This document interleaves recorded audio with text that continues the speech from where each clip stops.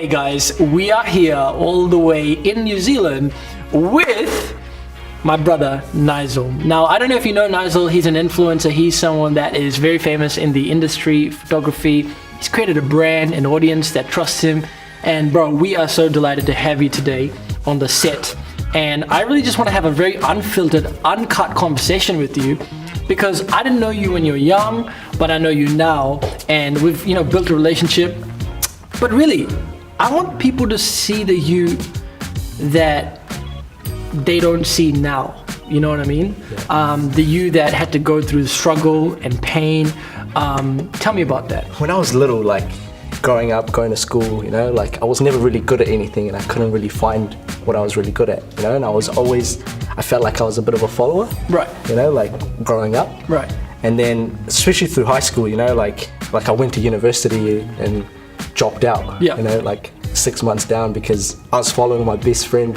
Right. He went and became a PE teacher. Right. And I fell through Right. 6 months in. Right. Because I felt is it human anatomy? I think that's what it's called. I felt like all of those because I couldn't spell one thing. So it was actually a disaster. So yeah, I felt like I didn't really know what to do with life, Right. So I felt very, very lost, and I felt like time felt like it was going faster and faster. And I was scared inside, Right. I felt like I couldn't control my feelings or my thoughts, Right. And that's why I needed to do something that I found fun. Right. I think with, especially growing up really young, I didn't really know what a camera was, bro, until I was 15 or 16. Yeah. You're self-taught? Yeah, self-taught. Everything self-taught. Didn't go to uni, didn't do anything, just literally YouTube tutorials. Wow. YouTube tutorials and everything online. Everything's online these days. Yeah, absolutely. So I feel like you don't really need to go to university. There's no excuses. Yeah, exactly. There's no excuses. Exactly. To be successful. Exactly. To make $1 million. 100%. To run a business. 100%. To lead a team. After dropping out of uni, I went to just did heaps of sales jobs, bro. Cold calling, door to door. And I felt like that was a bit of a foot into getting confident. Wow. And I wasn't the most confident guy. Wow. If you saw me, I was shy as, didn't really talk to people, But luckily, on my last year of high school, I became arts and culture leader. Right. So dancing was another component to this whole journey. So you're a dancer? I'm a dancer on the side. So dancing was feeling that, because you don't really need to talk on stage, No. You don't need to, if you're a dancer, you just go up. Yeah. So that feeling was that feeling just before you go on stage, just before you're about to dance, was the feeling that I always wanted, Right. So to be honest with you, bro. Adrenaline rush. Yeah, that buzz. Yeah. To be honest, I was I don't think I ever, when I was younger, I ever wanted to be a photographer. Never. Never. It didn't cross my mind. But I feel like you meet people for a reason, and you do things in life for a reason. And, Right. And I feel like I came across the path because of dancing, the people I hanged out with, some of my inspirations, when I was in my teenage years. Yeah. So I think what I'm trying to say is with photography and dance, it was a perfect combination. Wow. So with dance, that feeling of going on stage, trying to get the hype, trying to get the buzz, was what I was always chasing. And to be honest with you, I wanted to tour the world and dance on the backstage of Chris Brown. But that was my dream. Legit. Wow. And nobody knows that. No one really knows that. Wow. And I wish I was a singer, bro, because I would have been a singer and dancer. Wow. That was the ultimate dream. Oh, dude. Yeah. Tell me what gets you up in the morning. Because there's a lot of, for some people, most people, I think it's just work or money or I have to pay the bills. But for you? For me, bro, I think it's family, Family? Family is my biggest why, and making sure that family's proud of what I'm doing. Yeah. Especially with all that's going on in the world, I wanna make sure that my family understands what I'm doing, and therefore the world understands it too. But what if they don't value what you do? Because I understand the kind of demographic we come from. Yeah. They don't necessarily see the importance of what we do, particularly on social media, or particularly on this whole internet. They didn't grow up with internet. Yeah. How do you make them value what you do? For them to understand, you have to be willing in your head to be able to do it, right, and be able to take the risk. Right. Because it's your responsibility to prove to them that Right. this is, but you're not really proving it to them, remember? Yeah, You yeah. got to prove it to yourself that you're worthy enough. You know? So the idea is, I personally feel like, is you have to fight the battles in your own head to be able to get better Wow. in anything in life. So did you feel you had to overcome the risk of rejection, or that sense of rejection that, you know, man, because sales is all about rejection, exactly. Because how you get back up after sales is very important. It's all about a confidence game, a mental game. The idea is, no matter what, you have to sell the dream. Yeah. You know, so Wow. so I feel like the concept of being able to sell the dream, or being able to talk about what you're selling, is very important. So I think sales was always one thing that always gave me a lot of confidence. You know? Especially with all the rejections. So when the rejections came, you know it's going to get better. Yeah. You know the yes is coming. You know, out of 50 people you talk to, that one yes is coming. Yeah. And it's people give up, bro. Yeah. People give up on the 49th. Yeah. People give up on the 49th. You're preaching now, bro. You're doing my job, man. Sorry, Come on, sorry, man. bro. Sorry. That's good stuff, bro. I learned it from you, man. I learned it from you. Nah, it's excellent, man. I love how you have a balanced approach to your work ethic as well. I don't see you overworking, and I don't see you underworking. I think, do you believe in working hard or working smart? I think in passion versus grind, bro. So tell me more. That's my. A lot of people may not know that. Right? So this is an idea that I came up in my head probably not that long ago, maybe 2-3 years ago. Right. And it was always sitting in my head, and I was always thinking, like, because I still catch the train sometimes, you know. So I used to work in the city. Yeah. You know? So I used to look at people and how they're feeling, you know. And like, why are these guys so sad in the morning? Most of them are. Most of them on the trains, Yeah. everybody's sad. Like, what's going on? Like, it just doesn't make sense. Like, you know, to me, it didn't make sense. Wow. But I was trying to figure out. So, like, I've got this thing in life. I like people watching. Like, which is weird, but trust me, bro. Not stalking No, not stalking people. But like, I used to look at people on the train, and they used to be very sad. And I'm like trying to understand why these guys are sad, you know. And eventually, it kind of made sense. Like, some of these guys probably hate their jobs. Yeah. You know, some of these guys don't even want to be here. Yeah. You know. But it's that kind of negative energy. Yeah. That I wanted to turn into I want to turn this negative energy into something bigger. Yeah. You know, like. Yeah. Some of my greatest ideas came out of negativity and negative thoughts. Wow. And I feel like the passion versus grind dichotomy, like, it's the idea is so that it's like a balancing act. So understanding the passion and the grind. So you have to be able to work through the hard times, work through it to get to the passion, you know? And it's all a balancing act. Yeah. So sometimes in life, when people are depressed and people are not happy, it's because it's off. Wow. You know what I mean? Wow. So I feel like that's why you can never be too happy in life. Because you've already reached. Because you become complacent. You become complacent. Yeah. Exactly. So you have to have a good balance of the both. Yeah. And I feel like a lot of people, like, sometimes don't understand. Like, say for example, I'm just gonna give you an example. Say for example, if you're born into a wealthy family, right? Yeah. And you wouldn't understand someone that's not born in a wealthy family. Growing up, it would be different in terms of their perceptions in life compared to one that hasn't had a good life. You know, in terms of wealth and money, things like that. So I feel like you have to understand the lows. To be able to appreciate the highs. Absolutely. You know, so money's not everything to you, right? No, 100% not. It's about the idea is to be able to use that money to help people. You know? How many ideas do you come up with in a day? Because I know you're a man of ideas. You're very creative. Yeah, to be honest, like, I'm always thinking big. Yeah. You know, I want to do big things. But what inspires you to think big? That's such a. I could talk question. about this the whole day. I could talk about this the whole day, to be honest. But the biggest inspiration is I literally want to stop world hunger, mental health. Mental health is like an issue that it's massive. It's massive to my heart, you know, especially with our generation. And most of the creativity and most of the ideas, like, comes through out of mental health. Absolutely. Especially like I was talking about, like, you know, you got to be at the lowest. Like with my, bro, to be honest, I've got to be honest with you guys. Some of my best ideas, like I said, was when I was like feeling the lowest. You know, so I feel like understanding that, you know, it's like waves. Yeah. Waves. You know. So when I'm at my lowest, right, I feel like that's where I'm the most creative, and I'm still trying to, even every day, I'm still trying to control my mind, to control it, to always be on the climb up, because the climb up is where exactly the greatest ideas or the greatest concepts come up.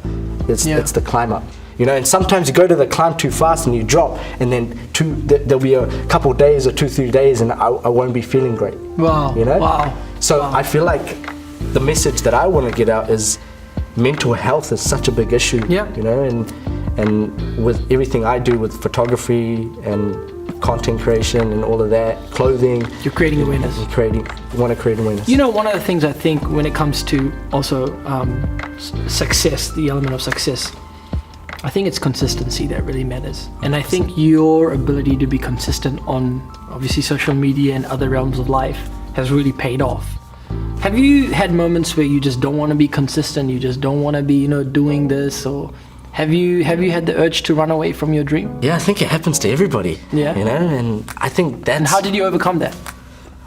I think it's understanding how much you really want it, you know? Like, it's understanding, like, your whys, you know? Every day you wake up, like, I feel like if you're gonna give up, or if you're struggling, you need to go back to the reason why you started. Absolutely. You know? And it goes down, it sounds really cliche, bro, but I think it's 100%, you always got to go back to why you started. Someone who's a very big thinker, you do need people that can make practical steps, right? Yeah. How do you choose your circle? And, you know, obviously because you're growing in your influence, how do you stop people from just getting access to things that you've worked for and not just giving it away for free, you know? Yeah, that's a really good question. It's a big question. I like it. So I feel like, I'm going to tell you a bit of a story. Yeah. Okay, so I think situations in life and the past, it sort of influences how you move forward. Yeah. And I went through this phase, bro, and I was like in a circle of friends, you know, like not really doing much, you know, and mucking around, just like not really, no motivation in life. And in my head, I always felt like, oh man, I really want to do something big, but I don't know what I'm going to do yet, you know, like don't have any ideas. But the people, I cannot stress this enough. Yeah. This is the most important part to any, I feel like any success is the people. Have you heard about the saying, you are the 5 of your closest friends? Yeah, 100%. Personality wise. Yeah. Your future looks like your 5 next best friends. Exactly. So you have to surround yourself with people that are always, this is going to sound cliche too, better than you. Better than you. Better than you. Because what you need to do is, what I've learned is, I felt like you need to surround yourself with people better than you in order for you to get better. Yeah. And in order for you to get their knowledge and their ideas. Absolutely. In their head. Absolutely. Because what you have to be able to build relationships that they can trust, so you can pass on things vice versa. Yeah. You know? So I think some of the greatest things that I came across is, like, with my friends, like in the last 5 years or so, is like, you know, like friends that didn't really want to share the ideas, you know, because they were scared that this guy's going to take it and run with it. But that's insecurity. I know, it's crazy. Because I can never be you and you can never be me. Exactly. And it's all about execution at the end of the day anyway. So no matter how good your idea is. I have people within my friend circle, great $1 million ideas, but where's the $1 million execution? Yeah. And I think one more thing I want to add to that friend circle thing is that if you hang around people that want to do what you do and run on the path that you want to run on, it may not be the best decision, because you want to be in a group of friends that you don't have to compete against. And you can just be yourself. You know what I mean? Even though they're better and bigger, they're all in their realms of influence. But I don't want to get close to you just to be doing what you do. Because I know if I leave what I do, no one else be able to do it the way I do it. You see what I'm saying? 100%. I think that's very important. Now, when it comes to your relationships, how, like, especially, I don't know if you've had, relationship advice. I don't know if you give relationship advice, but there's a lot of viewers. Obviously, my page is talking a lot about relationships. Yeah. How have you dealt with your friends coming off or walking off a breakup? Relationship advice. This is something I struggle with every day, bro. So, but I'm gonna give you an idea. So I think communication, bro. That's like hands down. Hands down. I feel like sometimes heaps time together is important, regardless, of what's going on. And I feel like talking, just literally talking to one another one-on-one. Yeah. And I feel like understanding your insecurities. Oh yeah, and expressing that as well. Expressing it, and like if you're in a relationship or even with your friends or even anybody, family, or girlfriend, I feel like they should understand your feelings in your head. Yeah. A lot of relationships break down is because people don't understand what's actually going on in the person's actual head. Yeah, and you got to be empathetic for that. Yeah, exactly. You got to understand exactly what's going on, and I feel like it has to work vice versa for the relationship to work. And honestly, I've got this big influence around understanding your own mind. So understanding how your mind grows, how your mind thinks, what's your triggers. Yeah. And do you know what triggers you? Oh, what triggers me?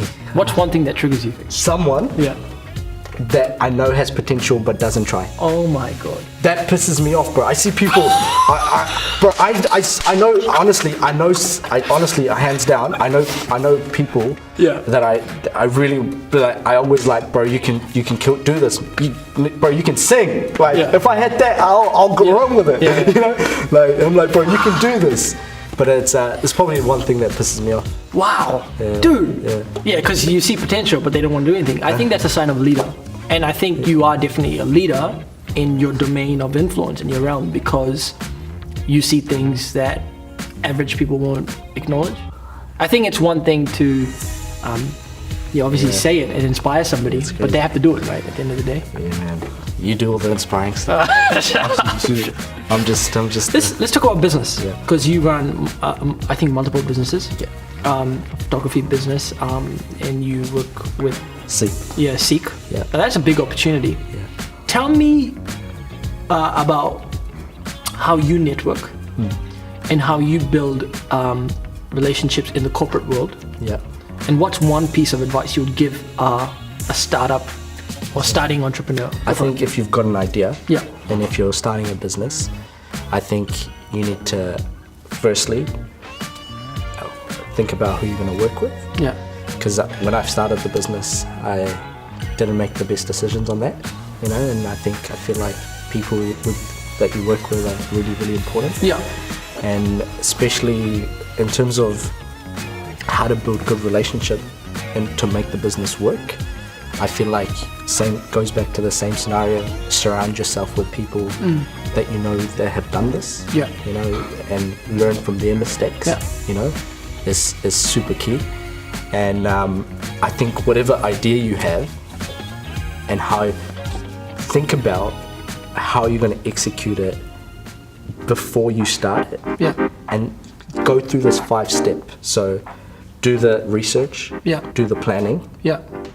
And then do a demo and a trial. Yeah. Right? And test it. Yeah.